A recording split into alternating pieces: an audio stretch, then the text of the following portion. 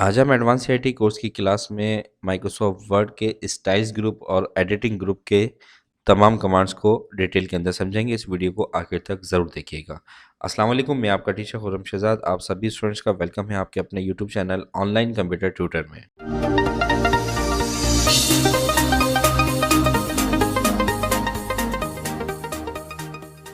Microsoft word open करेंगे और paragraph insert करेंगे equal RAND bracket open bracket close and inter. देखें यहाँ पर आपके पास देखें होम टैब में आपके पास स्टाइल्स ग्रुप है। स्टाइल ग्रुप्स पर अगर आप क्लिक करते हैं तो यहाँ पर आपको हेडिंग्स और बहुत सारे पैराग्राफ की फॉर्मेटिंग नज़र आ रही है। तो अगर आप पैराग्राफ पर अगर आप यहाँ पर हेडिंग्स अप्लाई करना चाहते हैं तो एक तो तरीकाकार ये है कि आपने यहाँ पर इस पैराग्राफ की हेडिंग टाइप की और इसके बाद आपने यहाँ से जो भी टेक्स्ट साइज रखना है, जो भी स्टाइल रखना है वो आपने यहाँ से रखा, जो यानी कि जो भी फॉर्मेटिंग अप्लाई करनी है वो आपने फॉर्मेटिंग अप्लाई कर दी। सेकंड पैराग्राफ पर भी हम एक हेडिंग इंसर्ट करेंगे और हेडिंग टाइप करने के बाद इस हेडिंग को सिलेक्ट करेंगे। सिलेक्ट करने के बाद स्टाइल्स में जाकर हेडिंग पर क्लिक करेंगे। इस पर जब आप क्लिक करेंगे तो इसके बाद आप यहाँ से जो भी फॉर्मेटिंग रखना चाहते हैं वो फॉर्मेटिंग आप यहाँ से रख लीजिए। ठीक है, फिर इस पैराग्राफ पर भी हमने एक हेडिंग टाइप की। हेडिंग टाइप करने के बाद इस हेडिंग को सिलेक्ट किया। सिलेक्ट करने के बाद यहाँ से हेडिंग स्टाइल्स में जाकर हेडिंग पहले अप्लाई की हमने और उसके बाद फिर जो भी फॉर्मेटिंग हमें रखनी है वो हमने यहाँ से फॉर्मेटिंग जाकर चेंज कर दी। ठीक है, अब देखें नेक्स्ट ऑप्शन है फाइंड।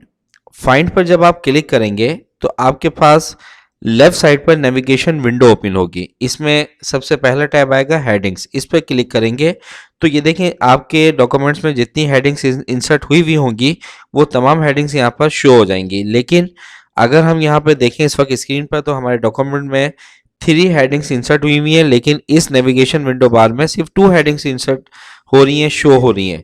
तो देखें ये वाली जो फर्स्ट वाली हेडिंग है ये हमने स्टाइल्स में जाकर अप्लाई नहीं की है। तो अगर हम इसको यहाँ से सिलेक्ट करें, हेडिंग पर क्लिक करें और उसके बाद जो फॉर्मेटिंग देनी है वो फॉर्मेटिंग आप यहाँ से दे दें तो ये देखें ये हेडिंग भी रीड हो गई।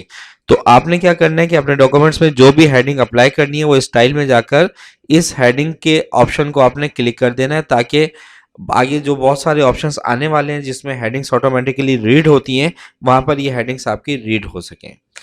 इसके बाद इस नेविगेशन विंडो बार में आपके पास पेजेस का टैब है। इस पर जब आप क्लिक करेंगे तो आपको यहाँ पर पेजेस शो हो जाएंगे कि आपने कितने पेजेस के ऊपर अपने डॉक्यूमेंट्स को टाइप किया है।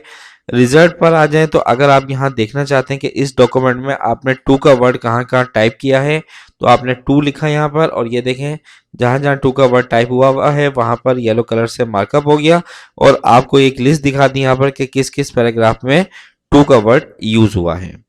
ठीक है, अब ये जो जहां जहां टू का वर्ड है इसे हम द के वर्ड से रिप्लेस करना चाहते हैं तो आपने रिप्लेस के बटन पर क्लिक करना है।